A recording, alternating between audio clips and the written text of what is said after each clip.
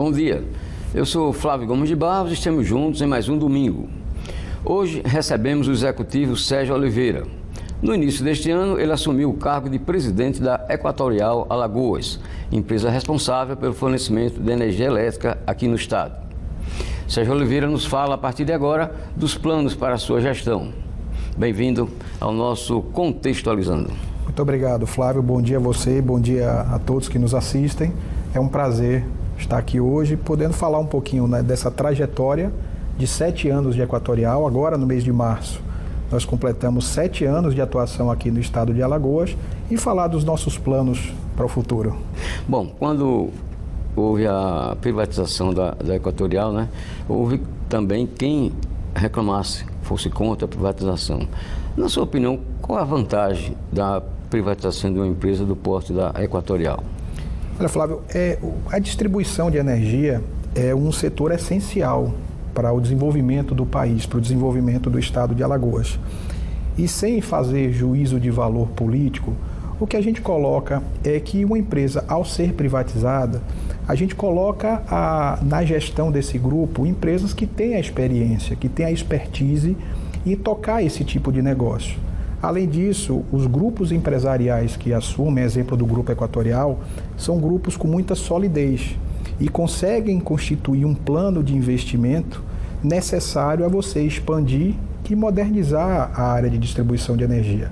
Só para se ter uma ideia, nesses 7 anos de Equatorial, foram quase 3 bilhões de reais investidos, 2,9 bilhões de reais, com um foco muito grande em dotar o sistema elétrico de infraestrutura para que pudesse absorver o crescimento de Alagoas.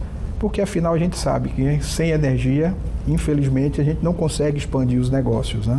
Bom, quer dizer que na Equatorial a privatização está dando certo? Olha, na nossa ótica, sim. E é importante a gente falar que quando a gente diz que está dando certo, a gente não deixa ainda de enxergar as oportunidades que a gente tem de melhorar. Isso é um ponto muito importante. Mas eu queria destacar, Flávio, 2 números, 2 indicadores que eu acho que conseguem traduzir isso. São 2 indicadores acompanhados pela Agência Nacional de Energia Elétrica e eles são padronizados, ou seja, essa medição ocorre para todas as distribuidoras do país, que é o DEC, que significa a duração da falta de energia, e o FEC, que é a frequência da falta de energia. Como é que era o cenário desses 2 indicadores quando a Equatorial assumiu? Em média, um consumidor alagoano ficava 64 horas sem energia e tinha 19 interrupções de energia ao ano. Nós fechamos o ano de 2025, esse número que era de mais de 64 horas, no patamar inferior a 14, e a frequência, a quantidade de vezes, caiu de quase 19 vezes para um patamar inferior a 7 vezes. Então, a gente olha que há uma sensível melhoria na qualidade do fornecimento, isso o consumidor consegue sentir. Agora, claro, a gente coloca isso, como eu disse, com muita serenidade, entendendo que ainda temos muita coisa para avançar e muito para melhorar. Em termos de rentabilidade, qual é a posição da Equatorial de Alagoas em relação a outras concessionárias de energia aqui no Brasil? Nós temos indicadores que acompanham isso, né? A gente tem indicadores que medem, por exemplo, a eficiência da empresa em termos de EBITDA, por exemplo, de capacidade de geração de caixa. É muito difícil a gente colocar num ranking porque as empresas têm estágios diferentes. Por exemplo, o estágio de Alagoas ainda é um estágio que carece de muito investimento, porque a gente vem recuperando um passivo de anos onde a empresa não tinha aquele mínimo de investimento necessário. Então, como a gente ainda tem a necessidade muito intensiva de capital, é muito difícil você ranquear. Mas o que a gente pode colocar hoje é que a Equatorial Alagoas é uma empresa financeiramente saudável e que conta com o suporte de um grupo como o Grupo Equatorial, que é um dos maiores grupos desse país no setor de utilities. Então, isso nos dá um conforto para dizer que o grupo consegue suportar os investimentos que a Alagoas precisa para modernizar e expandir o seu parque de distribuição de energia. Bom, após esses 7 anos de implantação da Equatorial aqui em Alagoas, o que é mais prioritário nesse momento? A gente teve, Flávio, aí só fazendo um pequeno retrocesso, a gente teve uma atuação muito forte no sentido de dotar o Estado de disponibilidade, de oferta de energia. Para você ter uma ideia, nós tínhamos regiões do estado que a gente não conseguia, por exemplo, atender um grande empreendimento porque não tinha disponibilidade de energia. Então, ali naquele momento, o primeiro ponto foi a gente ampliar a oferta de energia, ampliar as subestações. Nós construímos, por exemplo, 8 novas subestações, pegando todas as regiões do estado, do litoral norte, litoral sul, sertão, enfim. E ampliamos a potência, ou seja, daquelas já existentes, ampliamos a disponibilidade de energia em 16 outras subestações. Nesses primeiros 7 anos, quase 1/3 da potência foi crescida. Então, a gente consegue, com isso, atender os grandes empreendimentos que surgem no estado. Isso era um gargalo em Alagoas. Então, hoje, por exemplo, nós temos 14 grandes empreendimentos voltados ao turismo em Alagoas que hoje podem operar porque nós temos disponibilidade de energia. Então, aquilo era um primeiro momento necessário. E agora a gente vem para uma segunda fase, que também aconteceu ali em paralelo àquele primeiro momento, que é a gente modernizar a nossa rede e ampliar a rede de distribuição. Muito embora a gente já tenha feito aqui mais de 43 mil quilômetros de rede e instalado aqui mais de 2.000 equipamentos, que são religadores automáticos, que conseguem operar a rede de forma remota, e isso agiliza muito a recomposição da energia quando falta. Então, o foco nosso é continuar expandindo e modernizando a rede de distribuição de energia. Bom, a gente está iniciando agora um período chuvoso aqui no Nordeste, particularmente aqui em Alagoas. E normalmente quando chove, falta energia. O que é que leva a isso? Esse é um ponto importante que a gente pode esclarecer, porque em momentos de chuva, Flávio, a gente opera em situações de contingência. E por que essas contingências são causadas? Porque normalmente essas chuvas elas vêm acompanhadas de ventos muito fortes. Então esses ventos derrubam árvores, esses ventos destelham casas, derrubam placas. Isso tudo acaba atingindo a rede de energia. E como essas chuvas ocorrem de forma simultânea, em praticamente todo o estado, a gente tem ocorrências desse tipo abrangendo toda a nossa concessão, e são ocorrências mais difíceis de recompor, porque muitas vezes a gente precisa reconstruir redes em locais que estão molhados, que estão alagados. Então a gente precisa ter também o cuidado de o solo, esperar que o solo esteja propício para a gente implantar de novo os postes e levantar as redes. Então isso, somado à quantidade de ocorrências nesse sentido, acaba levando um tempo maior para a gente recompor o fornecimento de energia. E aí vem o nosso investimento. Como eu disse, agora a gente está numa fase muito forte de melhorar a resiliência da nossa rede. Então, tornar a rede mais sustentável, mais robusta, para que ela possa conseguir suportar esse tipo de fenômeno. E, além disso, a gente investiu muito em ampliação de equipes. Para se ter uma ideia, quando chegamos aqui, a força de trabalho da Equatorial Alagoas era em torno de 1.900 pessoas ainda, como a Eletrobras, e hoje ela ultrapassa 5.000 pessoas. Então a gente hoje está muito mais preparado, com a rede muito mais robusta.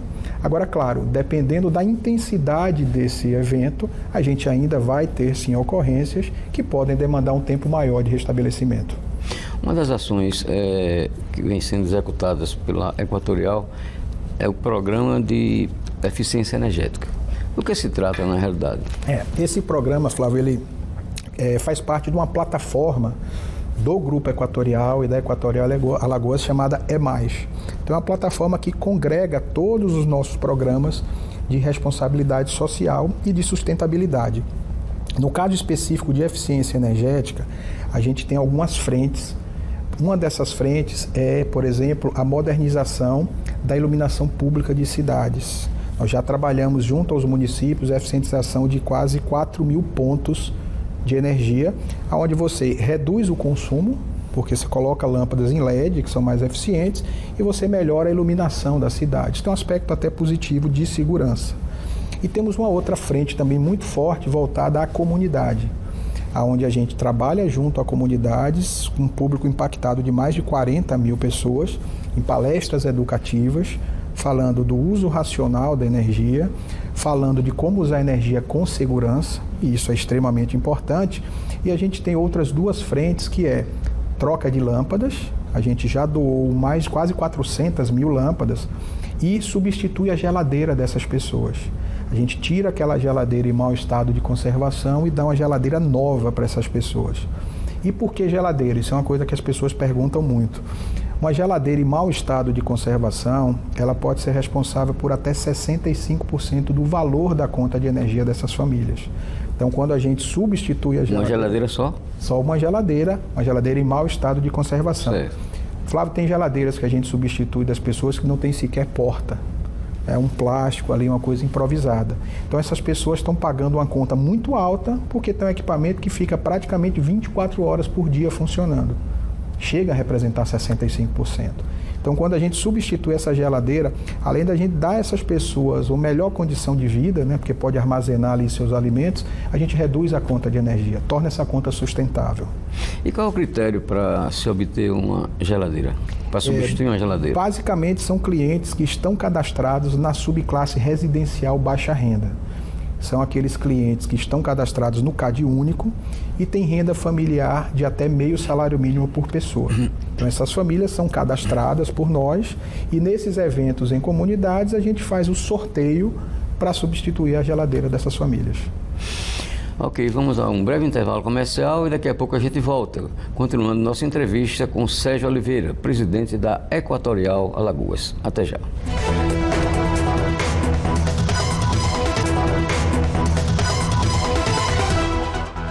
Estamos de volta com o programa Contextualizando aqui pela TV Pajuçara. Comigo, Sérgio Oliveira, presidente da Equatorial Alagoas. Presidente, o que dizer da tarifa social, que é uma outra ação bastante divulgada, né, pela Equatorial? A tarifa social, ela é um benefício que foi criado pelo governo federal já tem alguns anos e ela foi mudando, né, as suas regras. E hoje, Flávio, ela concede isenção da conta de energia para aquelas famílias que consomem até 80 kWh. E atende àqueles critérios que eu narrei referente à geladeira, né? Ou seja, tem que estar no CAD único e tem que ter renda familiar de até meio salário mínimo por pessoa. Existem outros critérios, mas esse seria o principal. E essa é uma das frentes que a gente trabalha muito forte aqui em Alagoas. E a gente precisa reconhecer a parceria com as prefeituras municipais, com o governo do estado, porque nós conseguimos, em 2019, nosso primeiro ano aqui, Alagoas tinha 154 mil famílias que recebiam benefício da tarifa social. Hoje esse número passa de 540 mil. Se a gente considerar que são 540 mil domicílios, uma relação de 3, 4 pessoas por domicílio, a gente está falando de quase 2 milhões de pessoas que recebem esse benefício, que usufruem esse benefício aqui no estado. E com um ponto muito importante. Lá em 2019, em média, era em torno de 4 milhões de reais mês de descontos que eram concedidos nas contas de energia. Nesse ano de 25, nós chegamos a 24 milhões mês. Então, se a gente projetar isso numa janela de ano, né, de 12 meses, a gente está falando de quase 290 milhões de reais em desconto na conta de energia. E esse valor, ao invés de pagar a conta, as pessoas utilizam para outras necessidades pessoais. Então ela fomenta ali o comércio da sua região, ou seja, são 290 milhões de reais injetados na economia de Alagoas. Isso é extremamente positivo para as famílias. Além das ações sociais, tem também, por parte da Equatorial, as ações culturais, não é isso? O que é que tem sido feito nesse sentido? Essa é uma outra vertente muito forte do grupo, né? Nós temos uma visão para a cultura também. E a gente já apoiou mais de 60 projetos desde que chegamos aqui no estado, com quase 5 milhões de reais investidos, né? Nós temos também uma plataforma, dentro dessa plataforma temos um projeto que chama Diálogos, que nós selecionamos 19 projetos para apoiar e com injeção de capital, ou seja, entre 30 e 50 mil reais para viabilizar esses projetos. E entramos, Flávio, numa fase muito positiva que lançamos inclusive em fevereiro, na Feira dos Municípios, que é o nosso projeto Energia Feminina, onde a gente vai treinar 100 mulheres num curso de empreendedorismo e dessas 100 mulheres nós vamos apoiar 19 projetos dessas mulheres, bancando para que essas mulheres consigam viabilizar os seus negócios. Ponto importante, essas mulheres em situações de vulnerabilidade social. Então é um projeto que você treina, capacita e apoia para que elas tornem os seus projetos reais. E aí você começa um ciclo virtuoso de geração de renda, de empreendedorismo, que vai gerar frutos, eu não tenho dúvida, aí para toda a sociedade, né? Agora um problema para a Equatorial, vamos falar assim. o furto de energia, o popular gato. Qual é o impacto financeiro disso para a empresa? Eu diria, Flávio, até se você me permitir expandir, eu acho que o impacto é para toda a sociedade, né? Quando a pessoa furta energia elétrica, primeiro tem um aspecto de segurança muito forte, né? São ligações feitas que não respeitam padrões técnicos. Muitas vezes as pessoas acessam a rede da empresa sem capacitação, sem equipamentos de proteção, então expõe não só elas, mas aquelas pessoas que estão ali no entorno a riscos de acidentes. Então isso é um primeiro ponto muito grave. E quando eu furto energia, ou seja, eu consumo energia sem pagamento, e a distribuidora não fatura essa energia, deixa de recolher impostos relacionados a essa energia. Então você não tem ICMS, você não tem PIS, você não tem COFINS, você não tem a iluminação pública para os municípios. Então isso acaba sendo uma cadeia danosa para toda a sociedade. Nós investimos muito em ações para reduzir a perda de energia.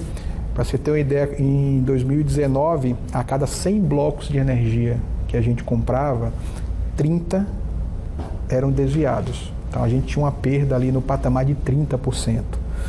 E isso é um prejuízo, como eu disse, para a sociedade e, como você bem frisou, para a empresa. Porque essa perda não é reconhecida na tarifa. Existe um patamar de perdas que é reconhecido na tarifa. E o que excede esse patamar é prejuízo para a distribuidora. Porque são energias que entram na nossa área, eu tenho que pagar por essa energia, porque a gente compra energia, né, dos geradores, eu pago a transmissão dessa energia e não consigo faturar e arrecadar essa energia. Então isso causa um desequilíbrio econômico-financeiro na concessão.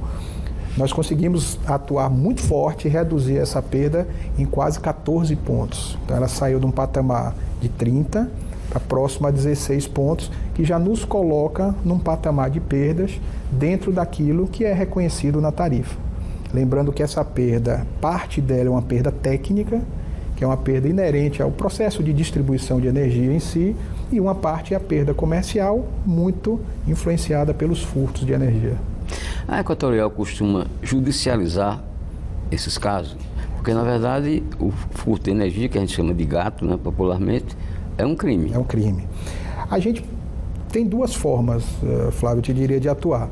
Naqueles casos onde a gente identifica uma situação muito relacionada a operações policiais, onde a própria polícia consegue fazer um flagrante do furto de energia, existem subsídios para que esse processo seja judicializado. E aí a gente oferece, sim, uma queixa-crime para que a autoridade policial faça essa apuração. Agora, a gente tem outras situações muito voltadas a questões sociais, a áreas de famílias carentes, que a gente faz a regularização dessas ligações e atua com ações educativas junto a essas comunidades, principalmente com aquele viés da informação sobre o uso racional de energia e a segurança de energia. Então, a intenção da gente é regularizar o fornecimento, até para que a gente dote essas famílias de um fornecimento regular, com qualidade e, sobretudo, com muita segurança. Esse é um viés muito importante que a gente precisa observar. Presidente, como é que a Equatorial Alagoas encara essa questão da, vamos chamar de concorrência, né? Da energia, por exemplo, da energia alternativa, energia eólica, energia solar, e aí? Que efeito isso tem para a Equatorial? Na verdade, assim, quando a gente fala em fontes de geração de energia, elas diretamente não impactam a nossa operação, que é a distribuição de energia. Hoje o setor está muito segregado, né? Existem empresas que atuam na geração, outras na transmissão e a Equatorial, especificamente a Equatorial Alagoas, na distribuição de energia. Então, fontes alternativas de energia, elas são positivas, que são fontes limpas, são fontes renováveis, né? A gente consegue utilizar a energia preservando para as gerações futuras, né? Que é um conceito muito forte de sustentabilidade. O que vem se crescendo bastante, não só aqui no estado, mas no país como um todo, é a energia solar, né? E aí é um debate, Flávio, muito amplo, porque as pessoas geram a sua energia, elas consomem quando a sua geração está acima do que ela consome, mas quando essa geração está abaixo da necessidade, elas utilizam a energia da distribuidora. Então existem discussões no sentido de se buscar um equilíbrio entre isso, não só um equilíbrio técnico, mas um equilíbrio que consiga remunerar o uso da instalação do fio da distribuidora em frente a essa nova realidade que modula o consumo e modula até o contexto das tarifas das distribuidoras. Então isso é uma discussão ampla. Até que ponto essas alternativas, né, de energia afetam a estabilidade de uma empresa do porte da Equatorial? Isso é uma crescente, né, Flávio? A gente diria que, por enquanto, como isso vem crescendo, mas num patamar que ainda não seja tão representativo ao mercado como um todo da distribuidora, isso acende, claro, um ponto de alerta, mas ainda se consegue conviver com essa redução de consumo frente à geração. Mas o mais importante que eu pondero é a necessidade de uma discussão ampla para que você equilibre as faturas e equilibre a tarifa. Porque você observa, aquele cliente que faz a sua geração, como eu citei no exemplo, mesmo ele gerando parte da sua energia, ele utiliza as instalações da distribuidora, os fios da distribuidora, naquele momento que a geração não é suficiente para suprir o consumo. E aí você tem uma redução dessa tarifa de uso do fio, porque aquele consumo que ele gerou não contempla essa tarifa. Só que as outras pessoas que não têm esse tipo de geração acabam assumindo um custo maior, porque eu rateio os custos de uma distribuidora pelo meu mercado de energia. Então, ou seja, eu estou gerando, estou consumindo menos e estou onerando quem não tem a tarifa, quem não tem a geração distribuída, melhor dizendo, e isso pode ocasionar um desequilíbrio na tarifa da distribuidora. Por isso que é necessário, já há muitos debates nesse sentido, já houve uma definição da ANEEL para que projetos novos que entraram a partir de 23 passem a pagar pelo uso do fio, mas eu diria que ainda é um cenário muito amplo para que seja regulamentado e discutido. Bom, na composição dos custos da energia elétrica, o que é que mais contribui para impactar a tarifa que chega ao consumidor? Citando aí um exemplo, essa é uma pergunta até oportuna para a gente esclarecer isso.